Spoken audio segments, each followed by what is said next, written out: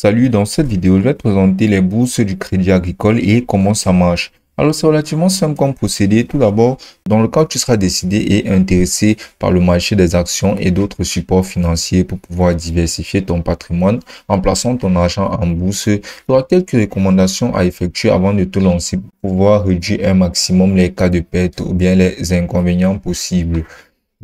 Donc, dans un premier temps, tu devras tout d'abord définir le montant de ton investissement. Parce qu'un placement en action ne s'envisage que si tu détiens déjà une épargne de précaution.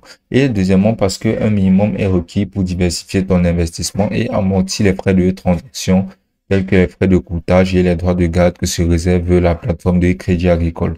Et surtout, troisièmement, parce qu'il est recommandé d'investir exclusivement l'argent dont tu n'as pas besoin particulièrement dans l'immédiat. Parce que ceci se fera basiquement sur le long terme pour pouvoir te générer un maximum d'argent ou bien pour élargir ton patrimoine. Ensuite, tu devras te familiariser avec les vocabulaires boursiers en essayant de réviser un peu les avis d'opérer et les phrases telles que les consolidations, les cotations, les droits de garde, les liquidations, les ordres du marché et plein d'autres phrases dans ce genre-là qui est plus correspondant et utilisé lorsque on effectue basiquement des transactions boursières. Ces termes-là avec lesquels tu devras impérativement te familiariser pour partager un langage commun avec tes interlocuteurs qui t'aideront basiquement à mener tes transactions et à mener tes placements boursiers. Ensuite, tu devras apprendre à repérer les investissements rentables avec un portefeuille virtuel. Avant de passer ta première période d'opération, il faudra mieux pour toi d'acquérir quelques notions de base dans cette optique-là.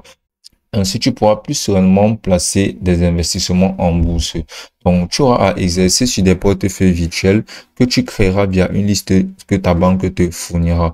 Il s'agira d'un excellent moyen pour t'initier à la bourse en toute sécurité et tu pourras rejoindre des clubs d'investissement.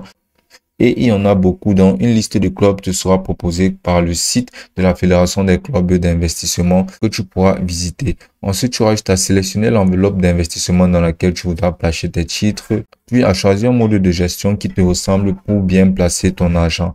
Donc, bien sûr, il y aura des modes de gestion tels que les gestions libres ou autonomes. Ainsi, tu pourras piloter seul ton portefeuille 24/24 via les diverses plateformes boursières. Ensuite, tu auras la gestion conseillée qui te permettra de conserver la main sur toutes tes opérations tout en bénéficiant des recommandations d'un conseiller attiré ou bien recommandé par la plateforme de Crédit Agricole.